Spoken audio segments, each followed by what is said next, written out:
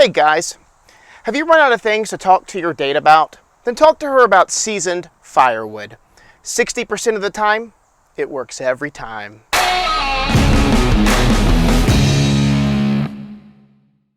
So when you cut a brand new tree, you're going to have a moisture level of about 50%, when you really want to have seasoned firewood, which is a moisture level of 20% or less. There's many reasons you want to have that seasoned firewood of 20% or less.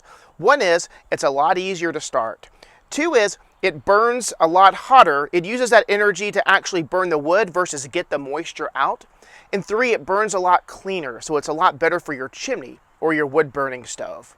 So we're going to talk about how to identify if wood is seasoned and what are the 8 best tips of having seasoned firewood and how to handle that. So one way to tell if your firewood is seasoned is you're going to look at the color of the firewood. Seasoned firewood is going to be a lot more pale and have some cracks in it versus a much darker piece of wood like this, which isn't seasoned. The second thing is your firewood is going to be much lighter if it's seasoned versus the newer wood, or what's called green wood, is going to be more heavier.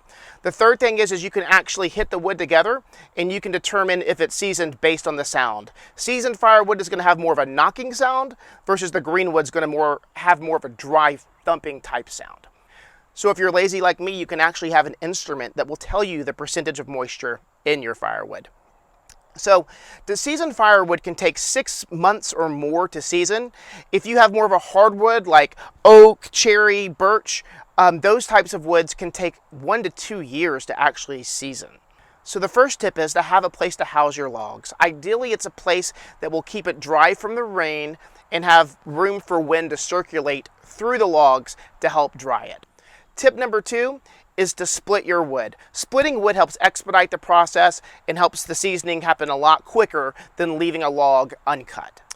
Tip number 3 is pretty easy. Make sure you have the right equipment. I have a good chainsaw and a splitting axe, which I'll put a link in my description for you to have. But you want to make sure you have the right equipment to be able to split the wood. If you're doing it yourself, it'll make the job so much easier and frankly, fun and a great workout. Step number 4 is keep the wood off the ground. I have a couple videos I've made with some firewood racks that keep them off the ground.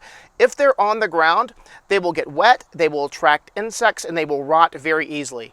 This is an example of a log that was on the ground for several years from the prior homeowner before I got the house. And as you can see, it breaks off very easily. Not good for firewood, not good for having a good clean chimney.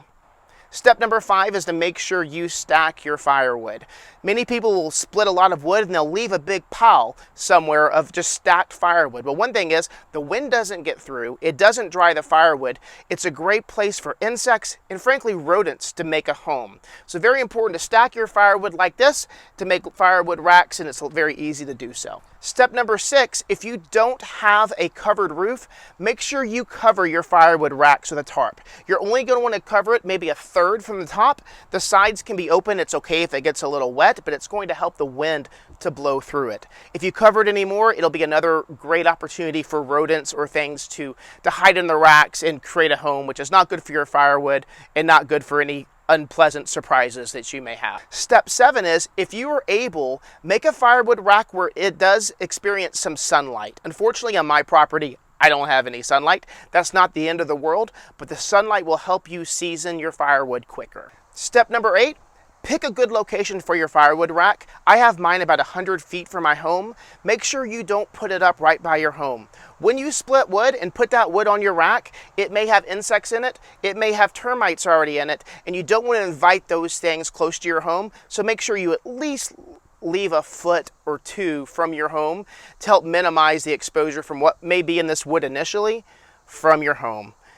And the last step is to make sure you burn this wood within the first 4 years. Every 4 to 5 years of the wood being split, it will start to rotten and become less effective. So make sure you use that wood and burn it to heat your home.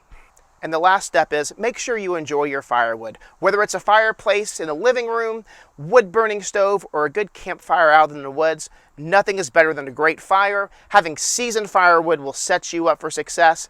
I've put some links below in my description of the other videos that I have had that may help you create firewood racks, understand seasoning firewood, or how to split wood.